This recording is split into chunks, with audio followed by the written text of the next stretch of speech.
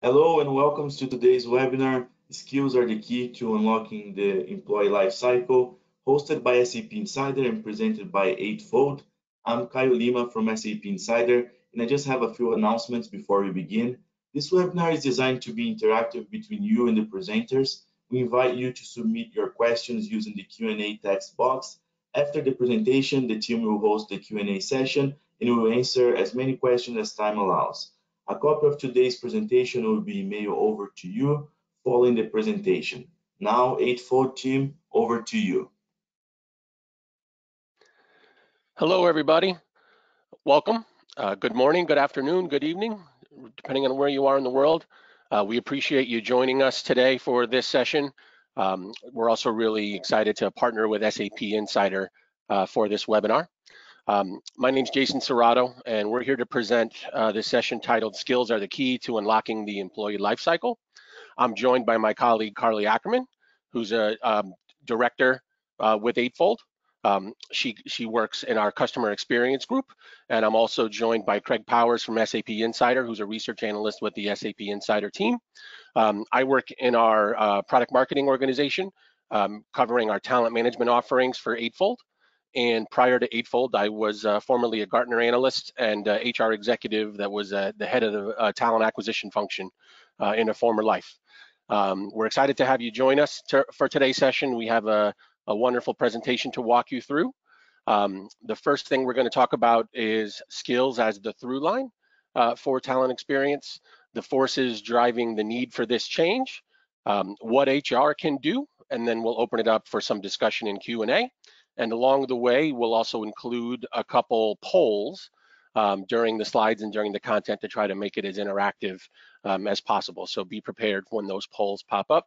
We'd like to have you join and give us your feedback, as well as we'll take a few minutes to tabulate the results.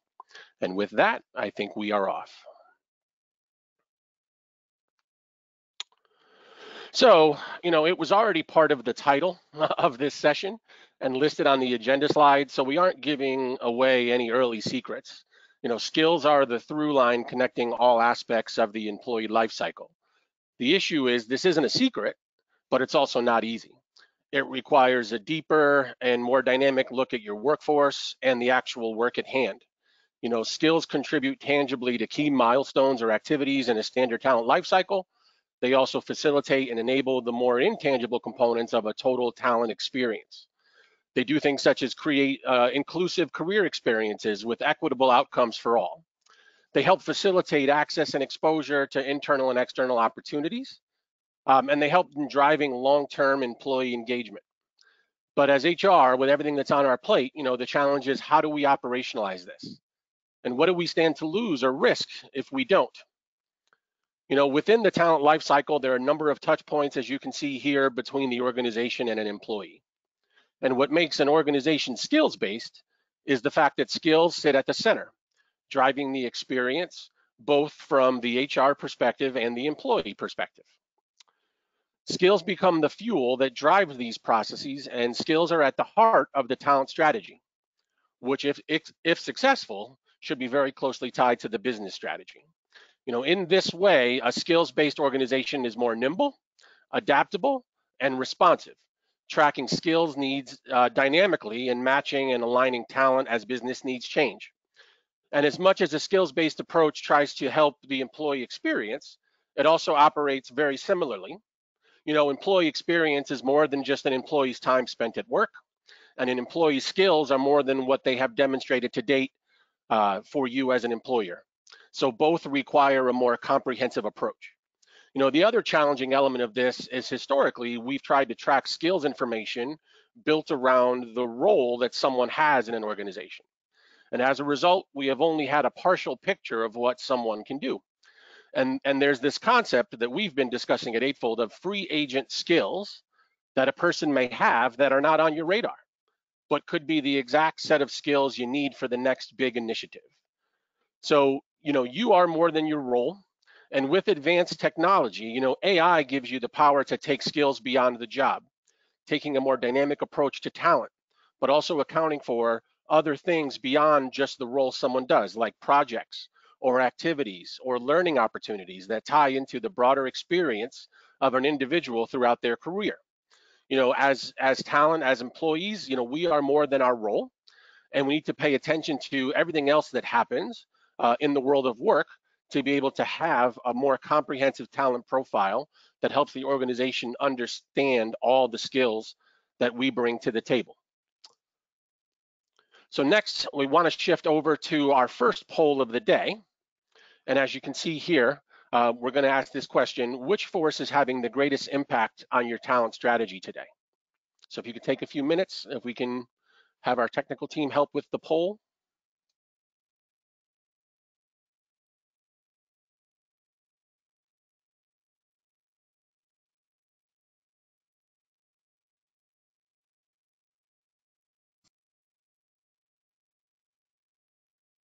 See some results coming in, Jason.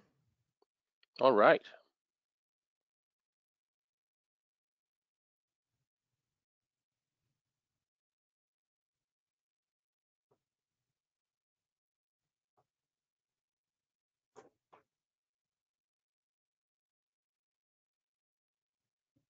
A couple more seconds.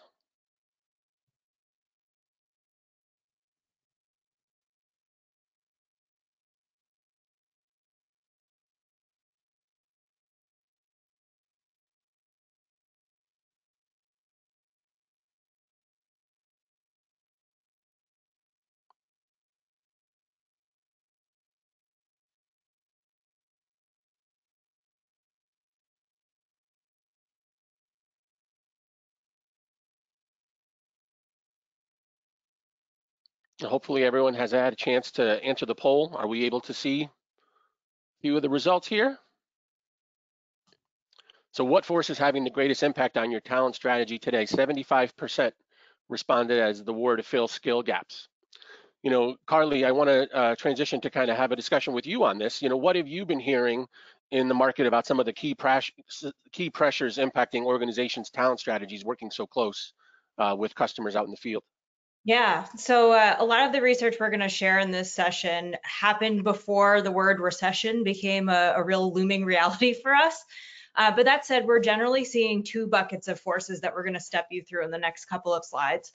First would be those internal forces that are leading organizations to change how they operate and completely upending the way that leaders lead. The second would be external forces, and those are leading organizations to reevaluate their purpose and their business priorities.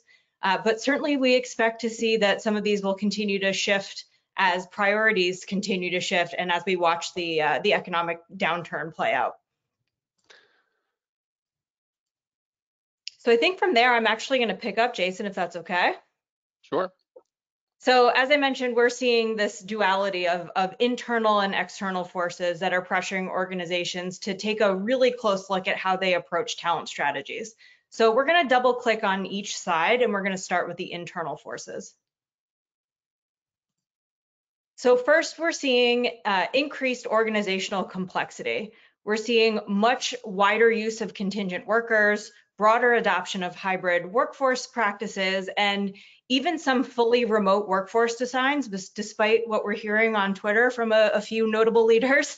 But what we're not seeing is organizations really prepare their managers to support and nurture this type of new reality and new work environment.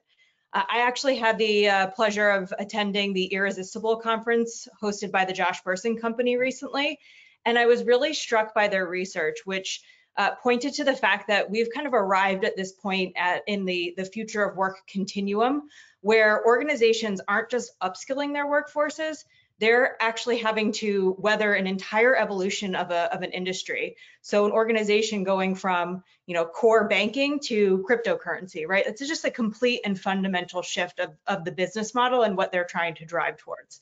So organizational complexity is a really big one for us right now. The second one that we've been hearing is the balance of power shift. So the COVID-19 pandemic likely plays a role at the core of all of these forces, but we're definitely hearing about the impact of COVID on the balance of power between the employer and the employee. There's been a notable shift, especially in the latter months and years of the pandemic, where employees have experienced more leverage than they have in recent years. And leaders are having to navigate the new demands of a post-pandemic workforce, focusing really on staving off the great resignation, the dreaded R word, by really holding on to their talent and trying to attract new talent to fill gaps. So before we move on to the last internal force, I just want to pause for a moment. Craig, just given some of your research on employee experience, I'd be really interested to hear some of the strategies that you've seen organizations adopt as a result of this particular force, the shifting balance of power.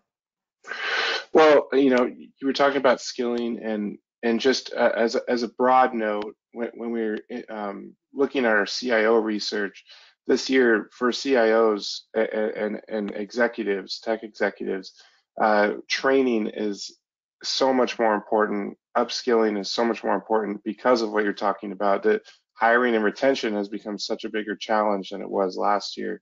So they're looking into training instead of hiring those skill sets, just training, and that's investing in your employees. That's an important thing. And then when it comes to employee experience specifically, what we've seen is when you support changes in a remote work environment, when you create that experience for employees, it improves work experience overall for everyone. So if you're identifying employee experience for your remote workforce as a key driver for your HR strategy, you're likely to provide better experiences overall. And often this includes SaaS technology and just focuses on adopting experience-based solutions. And then finally, and you're talking about the cycle a lot here, and what the best companies are doing is they're beginning that experience journey before the offer letter is signed. They're focusing on talent, showing their culture, showing their positive experience through recruiting and talent acquisition, starting there, through onboarding, everything. And so that the employee feels like they're getting that experience before they even come onto the company. And that helps with hiring, that helps with retention. They know what they're getting into to begin with. So yeah, there's a lot, that's a lot of the strategies that companies are taking. They're basically making employee experience and treating everyone as if they need these hybrid experiences. And that ultimately creates just a better place to work overall. Yeah, I think that the idea of starting the employee experience before you're even an employee is somewhat new. It's becoming more of a marketing exercise and an exercise of really articulating your employment brand and your employment value prop, because we know that employees, both those who are currently employed and those who are looking for opportunities, are really seeking that consumer grade experience. And that starts with day one, talking to the recruiter, maybe even just interacting with your website. So totally agree, and have definitely been hearing the same thing. Great. Let's shift to the last of the internal forces. And this one is around the expanded role of the leader. So in light of some of the other internal forces, it's likely not surprising that the number of skills that a leader is expected to have has grown, and the role itself is evolving, and it's starting to include a much larger scope of work. So Jason, I know you've been doing a lot of work and research around succession planning. So I was hoping we could pause here and have you kind of talk through some of the findings that we're sharing here. Sure. So this is some research that came from a Gartner CHRO survey planning for 2022. And as you can see here, 80% of leaders surveyed believe the diversity of leadership job responsibilities will increase. And I think, this speaks to, for a while now, you mentioned Josh Bersin, he's been talking about this concept of T-shaped careers, having depth in a given area, but then broad experiences across other areas. And I think T-shaped careers also leads to this concept of T-shaped leaders, right? Leaders are having to have touched more things to be able to provide value to the organization for the amount of responsibility that they're taking on. I think the second point here, you see 85% of leaders believe there will be an increase in the number of job responsibilities across leadership roles. We've seen this for the last few years in just jobs themselves. The number of skills required has been increasing and increasing. I think part of the challenge is that number is increasing because there's a lot of skills that are still outdated that are still showing up on job descriptions and job postings. But I think for leaders, this again speaks to this concept of, a broader view of the organization, a broader view of the market, and maybe more collaborative work requiring a broader set of skills. And then this last piece here, 66% of leaders agree that more than 40% of their leadership roles will be significantly different within 5 years. One of the things that I often reference is this concept that, talent management and talent planning falls in the face of uncertainty. And we've talked about some of the external factors and economic pressures, they're bringing uncertainty. But here in and of itself, just the fast-paced nature of the way work is changing, how do you build a development pipeline and a plan for a role that may look very different 3 years from now? So as we've been covering succession planning, and I support Eightfold succession planning offering, we've also been doing other webinars specifically on that topic. And we also did a research study of our own earlier this spring.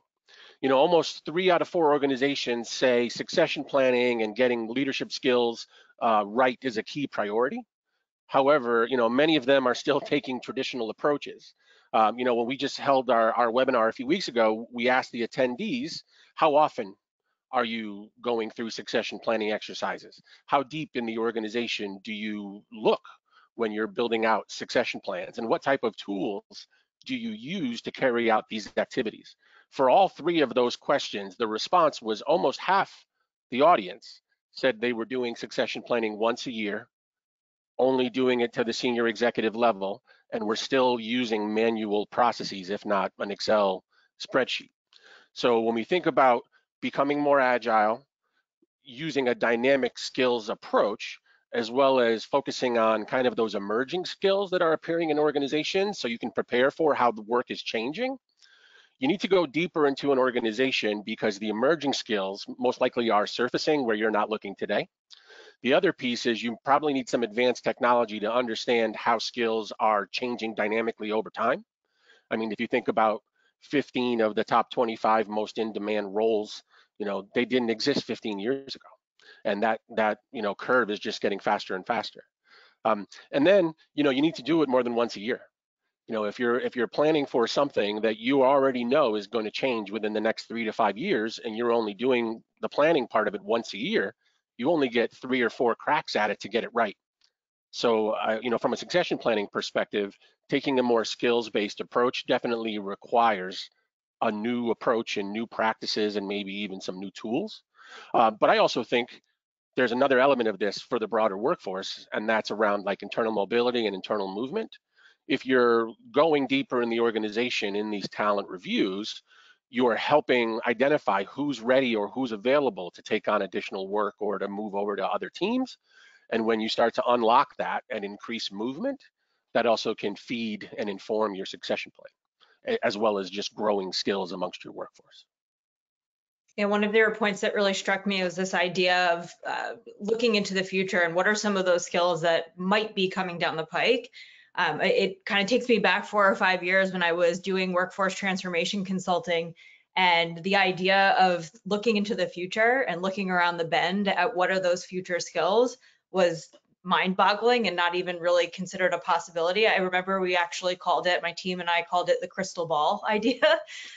This idea that you have to have some sort of magic to be able to look into the future.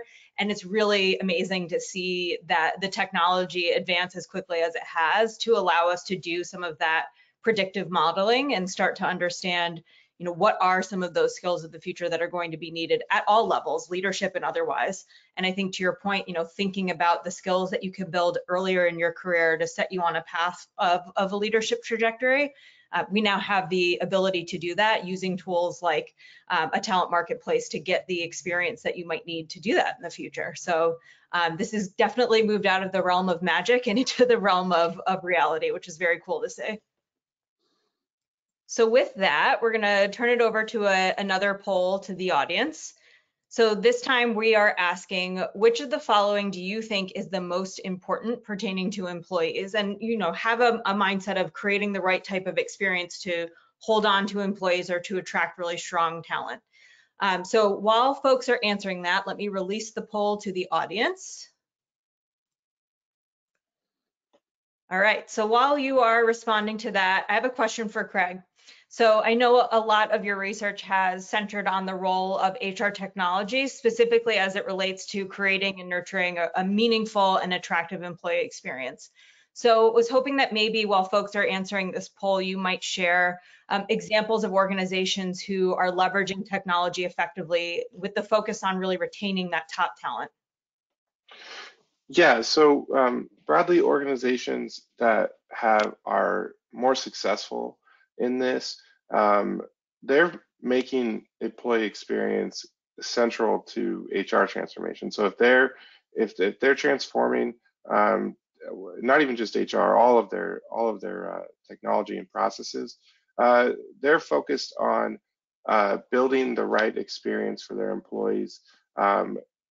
Ultimately they're driving worker productivity and retention with this, and that's their focus, and that's important. So a lot of this comes down to implementing self-service.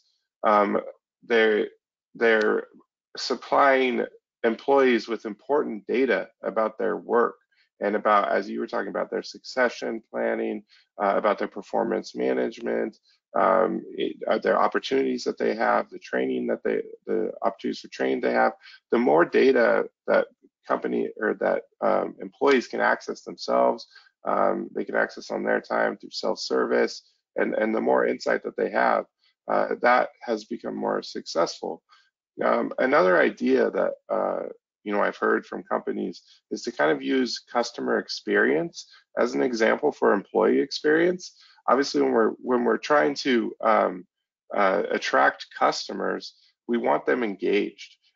So we create experiences that keep them engaged. Companies put tons of effort, tons of funds into this.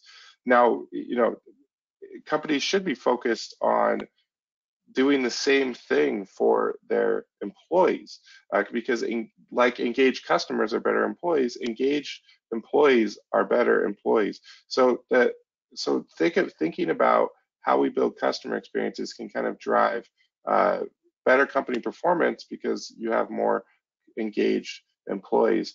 Finally, when it comes to technology, I noticed that companies that are more satisfied with their HR processes overall, they were more likely using cloud solutions. They're more likely using recruiting, performance management, things like that. Because they're searching for better experiences, they require higher employee satisfaction. And again, they're enabling self-service. And those that aren't satisfied, those that feel like they have work to do, they're kind of in the evaluation stage of these technologies and self-service processes. So you can see the companies that are farther along, they're adopting some of these things. They're adopting strategies of putting employee experience as the center. Yeah, and I think that definitely aligns with a lot of the thought leadership and research that we were reviewing in advance of this session as well, particularly around, and I'm actually going to release the results here because I think this is really interesting in relation to the research and what you shared. Building trust in the organization, while it doesn't have a plurality of votes here, it certainly is rising to the top.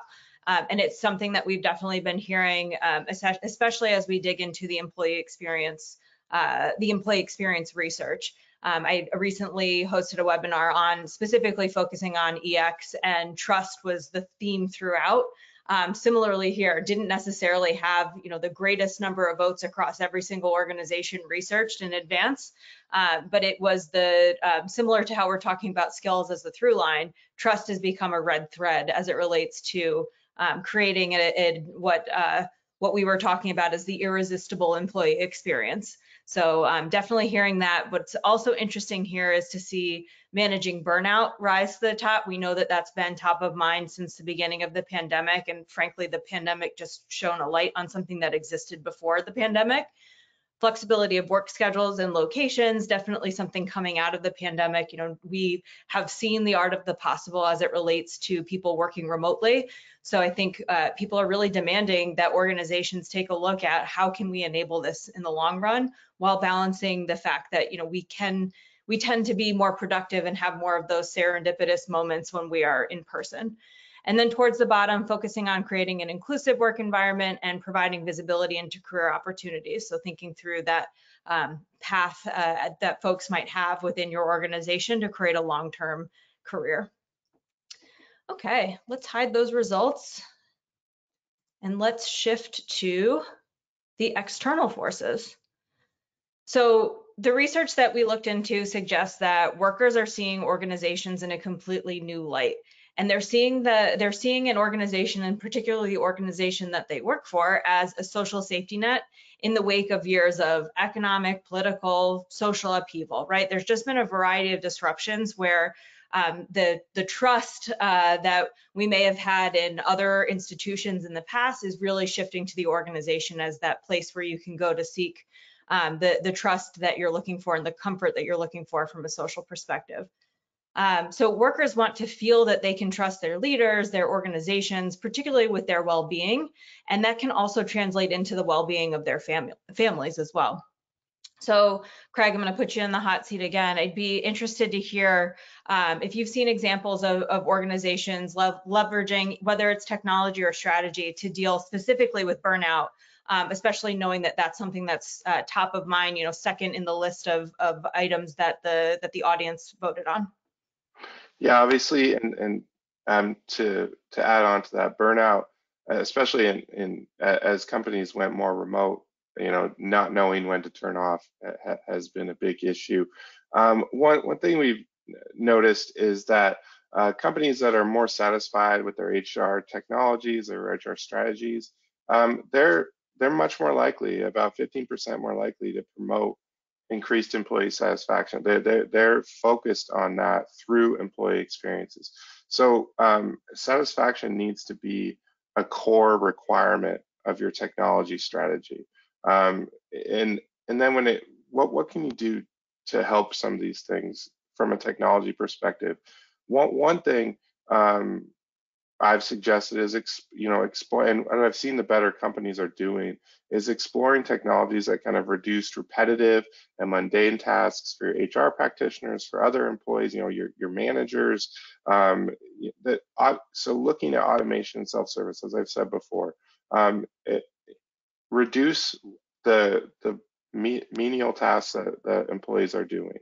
Automate, the companies that are more satisfied with their HR strategies, they're using automation much more, and they're using self-service much more, because they're taking away those tasks that are not fun for these employees, that drive burnout, because you're just doing the same thing and potentially taking more hours to do it, and that creates a sense of burnout.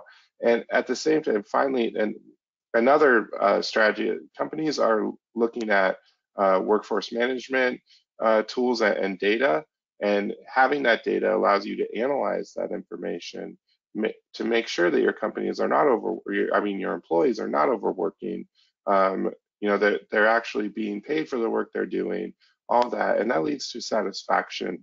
That leads to recognition. And then, I've talked to some companies about recognition, providing recognition that's meaningful, and that relates to, the area that they work in, where they live, things like that. That's important, because if you're just saying, hey, everyone's doing a great job, that's not particularly meaningful. But if you have the data to provide directed, meaningful information and feedback, that's helpful. And Craig, as I'm listening to you share your thoughts and your research, I'm tying this back to how this equates to the skills conversation we're having. If work is increasingly being automated, the things that are low value add or transactional, well, then individuals that used to be responsible for them need to be upskilled or reskilled or shift to a different role in the organization. So that's where the focus on skills and what's needed is so important. And then the other part of the conversation you just shared was, hybrid and remote and asynchronous work. That is, even if you have the same job and the same role, you're now doing it in a very different way with a different set of tools. So all the more reason why skills has kind of risen to the forefront. And skills are really about, upskilling is about investing in your employees. And if they feel like they're moving towards something newer, moving towards a new position, a promotion, you're going to be less likely to burn out. And so investing in your employees is important. Totally. And I totally agree with the idea that, there's a nugget of skills at the heart of this as well. Even when you were sharing about recognition, recognizing somebody for building a new skill set, right? It can be that simple, but making sure that it feels personalized and unique, not a blanket recognition across the organization for sure. Okay, Exactly. so I'm excited to move on to this next one, the where to fill skill gaps, because this was the one at the beginning of the webinar where folks said this is our primary focus right now, and where we're seeing the greatest impact as it relates to forces on our organization. So this one, and that's not surprising because this one precedes the pandemic. It's going to outlive all of us.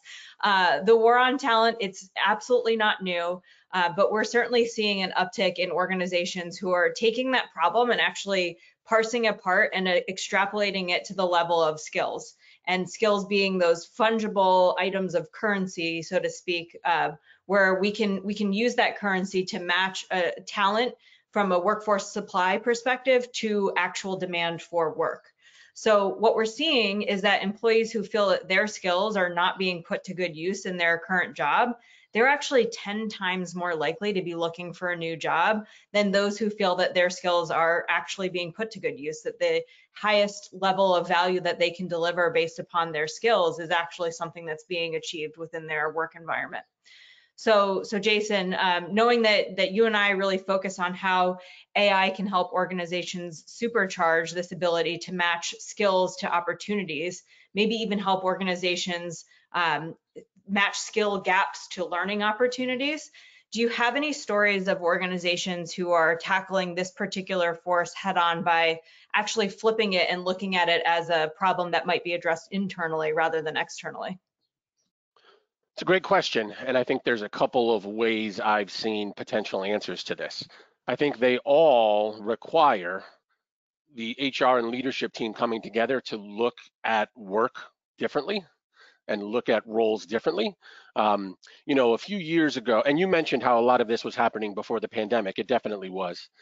During my time at Gartner, one of my favorite pieces of research that they did over a 3-year period was they looked at the job postings of S&P 1000 companies and analyzed what people were actually advertising for. And almost half of the total job posting activity was for the same 35 jobs. So we were all going after the same talent even before all of these other challenges and economic pressures were added on top of this. But I think what I see organizations doing, yes, they're incorporating advanced technology like AI to look at skill adjacencies and learnability for how people in their existing organization may be able to move into a different area or be redeployed towards a new role or new function. But I've also seen organizations that are kind of deconstructing jobs, where if I can't find someone who has these 15 skills and attributes, maybe I can deploy a project team towards this, and I have someone that can do 3 and someone that can do 4 and someone that can do 5. And as a project team, they're helping me address that work rather than taking multiple months to find one person who can do it. And then I also think people are using advanced technology, like I said, with AI to do things like review skill adjacencies and figure out, if someone has this experience and they were able to learn this, could they very quickly learn this other capability? And as a result, we did analysis on our Eightfold customers for the 2021 calendar year, and more than half of their hiring was either internal or from their existing talent network, looking at skill adjacencies. Or, as I said, I was talking to an HR leader a week or so ago, and she said that they've taken that deconstructing work approach, and they were creating these kind of squads of teams of people to tackle work rather than trying to assign a role and a single person to do that.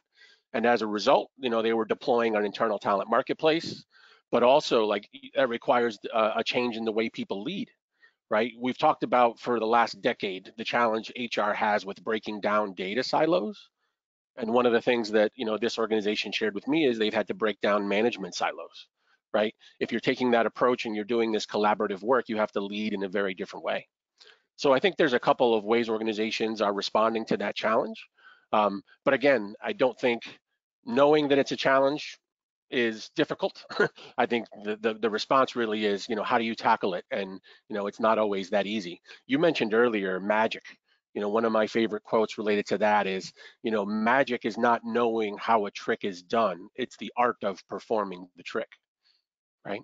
So I think a big part of this is in execution, but also in, changing leadership styles, changing the way you look at work and becoming more collaborative.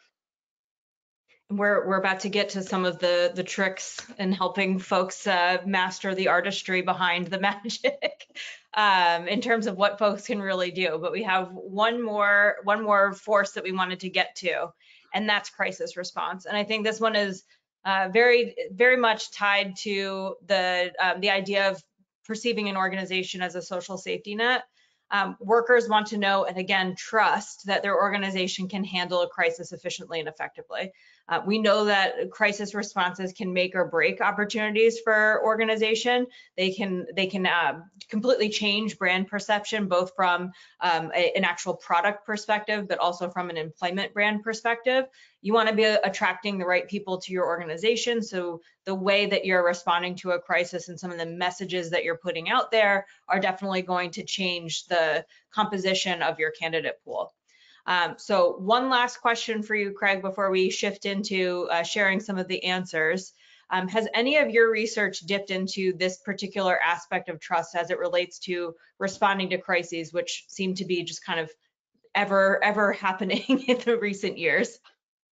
Yeah, and obviously responding to crises ties in a lot to an employer's brand and the way they are perceived.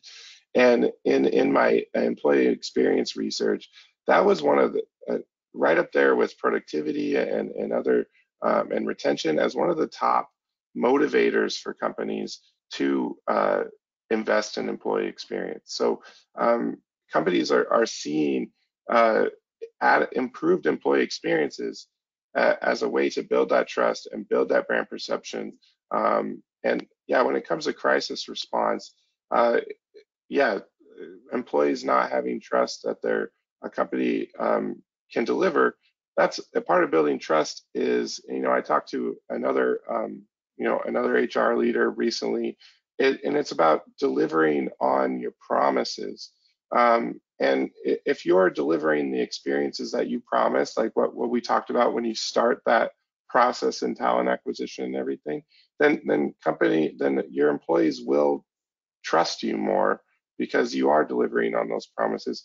One example I have from a company in the UK that in the auto industry, they actually in dealing with this, they're having trouble with their employees, staying and hiring new ones.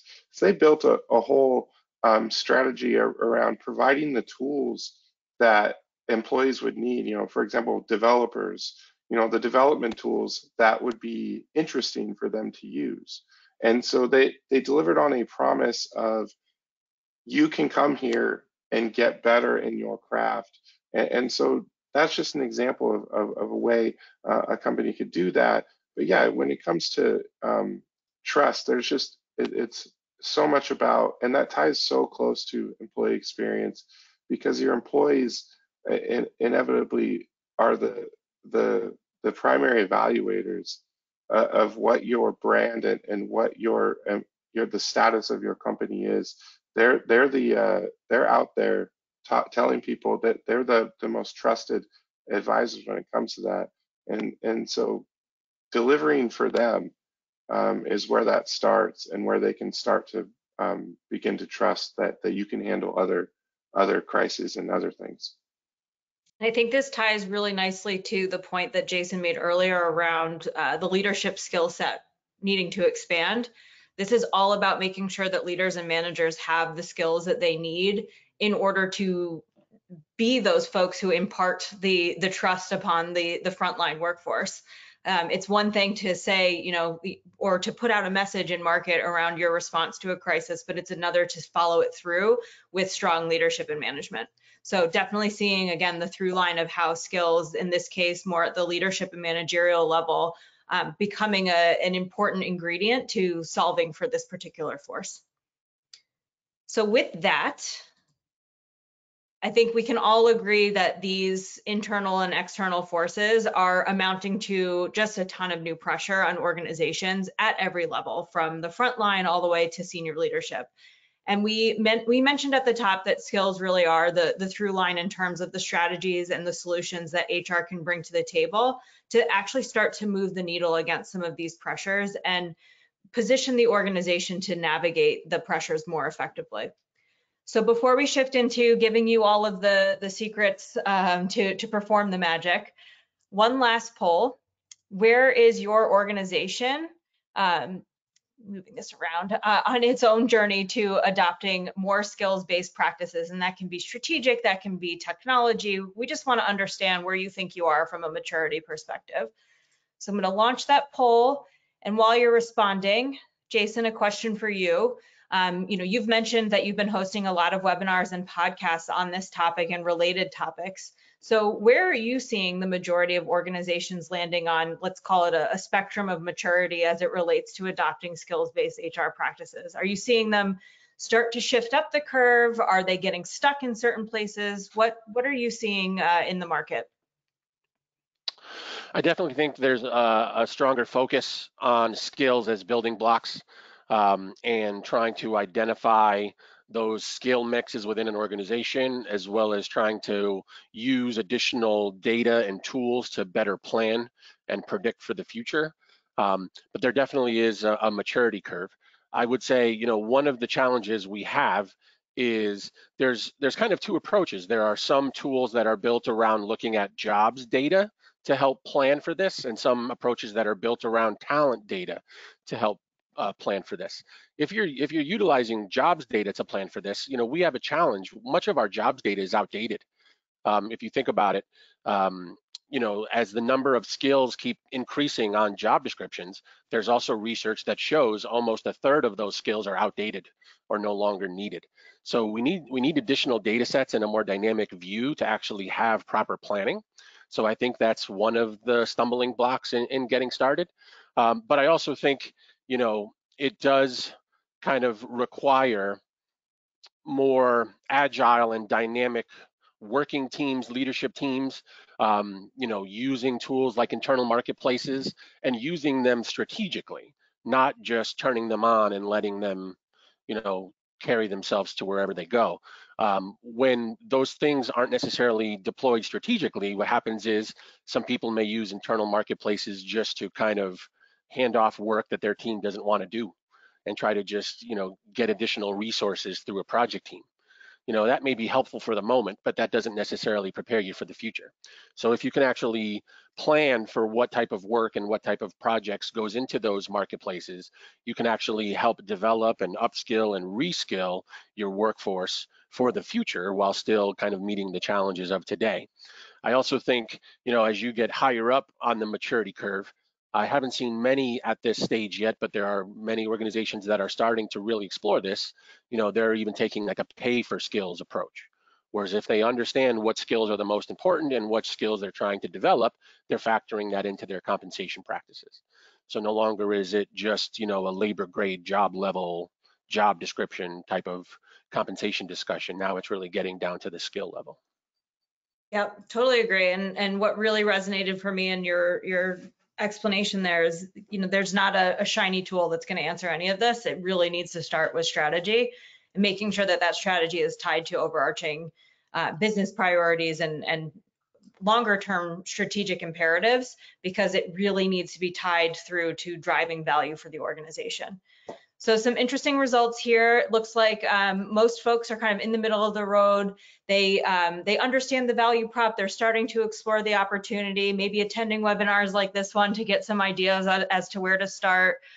We have a few folks who've actually started to design and implement a strategy or technology. So hoping that that is strategy and technology, not just technology.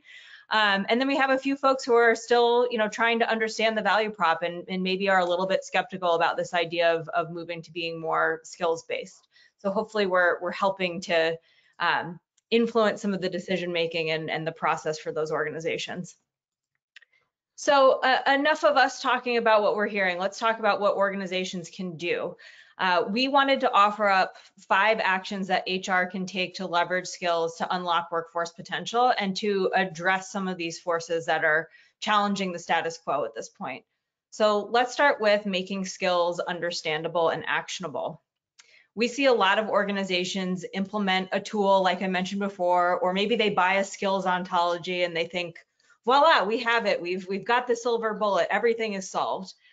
This shifting to being more skills-based is a huge change management effort, not only for HR, but also for the workforce.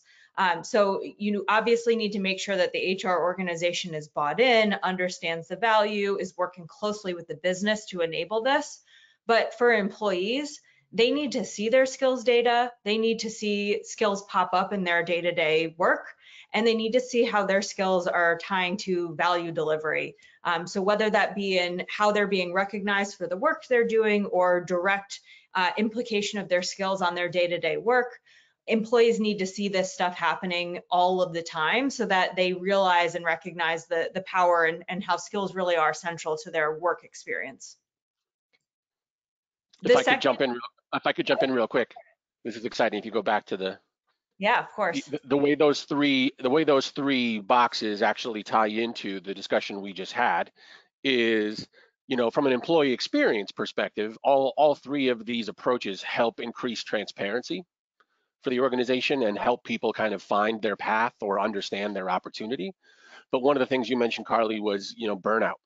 How burnout was here before, and now it's maybe been increased, but it's here and it's not going anywhere. I think one of the things that these help accomplish is they help remove ambiguity, which in and of itself can cause burnout. If the rules aren't clear, if career paths aren't identified, if I don't know what I can do or you don't know what I can do, it creates this ambiguity in the working relationship, and that in and of itself can feed and impact burnout. So I think these 3 are great examples and tie back to kind of some of the findings that we discussed earlier. Agree, and I think we're starting to see trust become again another key theme here. So transparency and cutting away at ambiguity absolutely going to help the organization dispel some of the issues that might be there or might exist around employee and employer trust. All right. So the second action, skills have to be owned across the organization. So I mentioned this before, that it's important to make sure that the business is involved here. For a time, I would imagine that folks probably agree with this. It felt like a boulder being pushed uphill slowly to make a case for why skills would even have any sort of business value. But I think if there's anything that war on tech talent that I mentioned earlier has taught us over the past few years, it's that skills really are critical to most businesses in terms of staying competitive in market.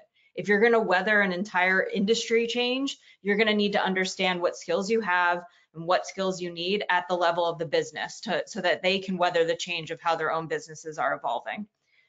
So find your business champions, demonstrate success in pockets, and then scale from there. There's no need to try to do it all at once. Find a business champion who's willing to partner with you and show that you can demonstrate some success at a smaller scale so that you can scale across the organization. Before I move, any reactions from the team there? Yeah, I think this is great. One thing in my HR research was to identify areas that you can improve quickly to show quick wins, and that's how you can build bigger projects.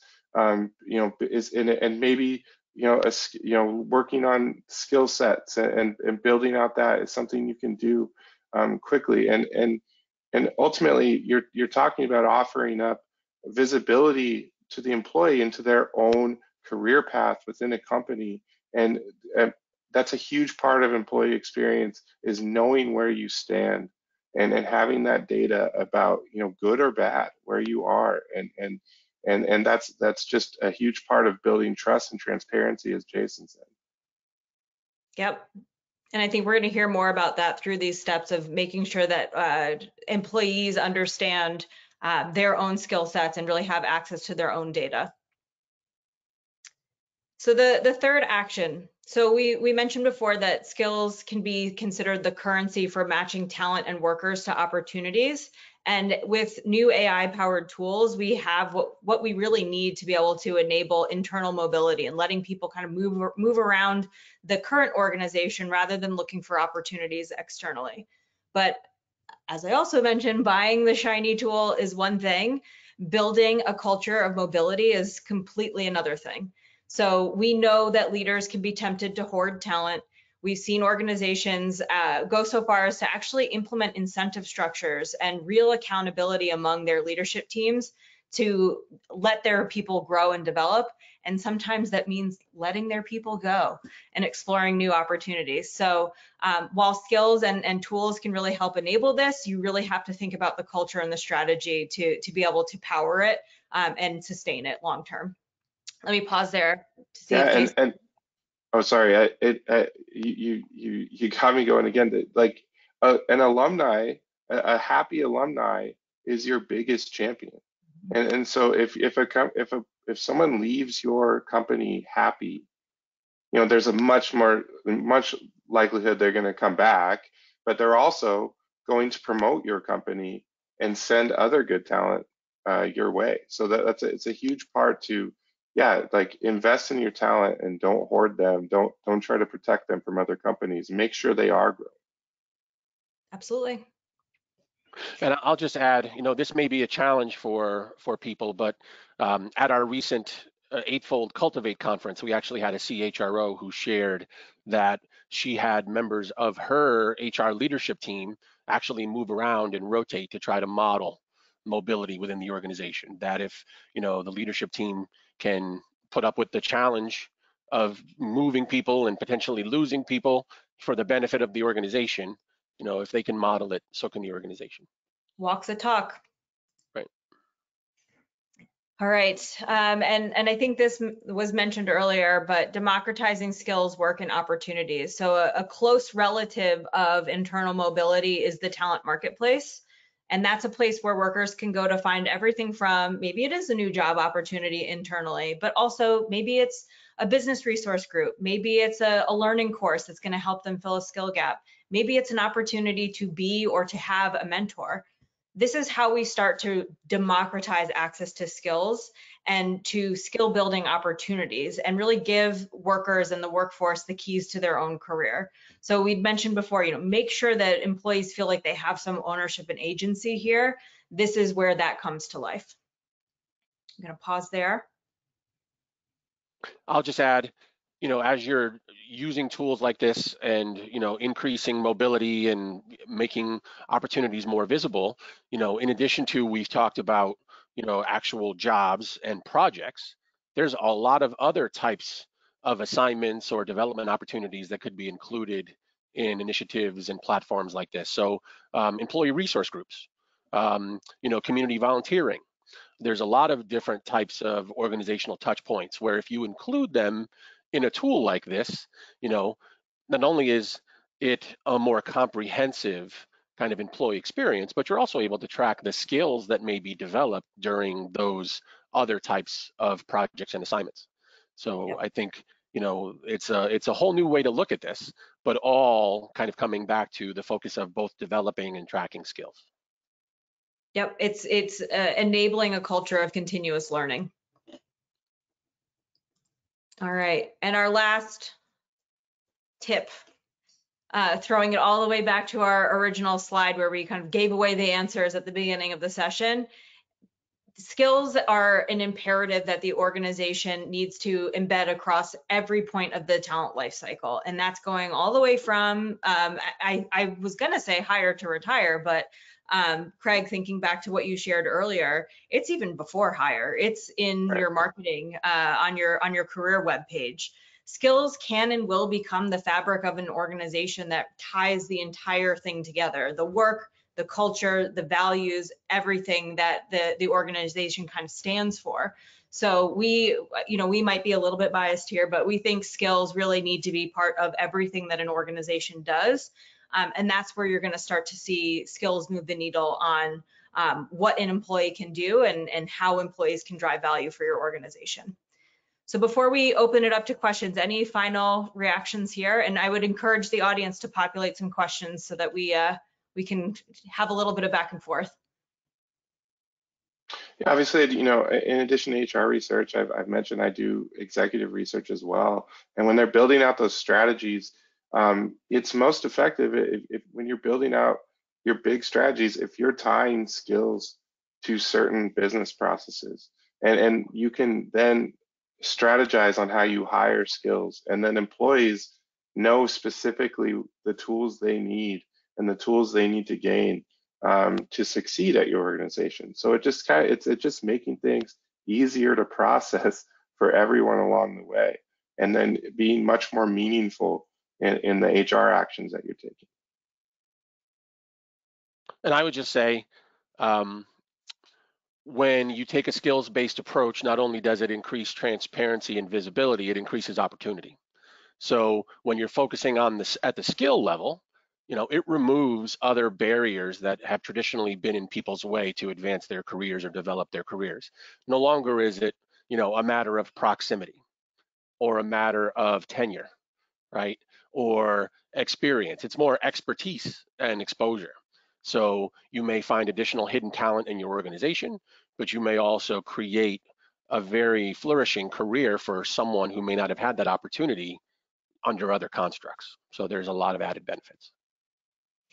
Well, I do want to save a couple of minutes for Q&A, and I have one question that came in, and Jason, I'm going to direct this one to you first. How do organizations make sure that data on skills that's pulled by AI actually reflects the expertise on the skill and is validated? How are we seeing that happen today? So I think a key element of it is understanding the data set that is being used and understanding how broad of a look it's taking. I think, one of the challenges that can often derail some initiatives or projects like this is if you're only using your own data, not only are you only getting part of the picture, but you also may be using data that could lead to similar outcomes to what's always been there. We've heard of very famous examples in the news. I think the reason why AI is a part of this process and an answer to some of these initiatives is because if you're using a broader data set and using your own internal data with external market data, you need a tool that can interpret that information dynamically, as well as provide additional insight. But as always, recommendations are only as good as the amount of data you have. So you always have to ask and poke at what data is being used and how often is that data updated to make sure that, we've used the word dynamic here a couple times, that you're really taking a dynamic approach and not just, a single view at a certain point in time. And one last question before we close out. How can we help organizations predict skills that they'll need for the future? I'll take this one. So there actually was another research study that was done on organizations, planning. And what they found was that if they were trying to predict what they needed, they were successful to a certain point. If they were more reactive to what was right in their face as it occurred, and then they just responded, they actually were a little bit more successful because now they knew what the danger was or what the challenge was, and the training and the strategy they put in place was more direct towards kind of that need. When they took a more, and again, the word dynamic approach, which was kind of mixing reactive with predictive, it was actually the most successful option because it allowed them to be more agile, and it allowed them to develop skills and approaches that could be applied to a variety of potential futures. So I think, the key word here is that, almost like the succession planning example, you can't do things once a year and only a few times before you need it and expect it to be right. The world is changing, the world of work is changing, the speed of business is changing, and we need to break ourselves away from some of these traditional cycles of how we've approached these kind of planning exercises and development programs. Absolutely, from static to dynamic.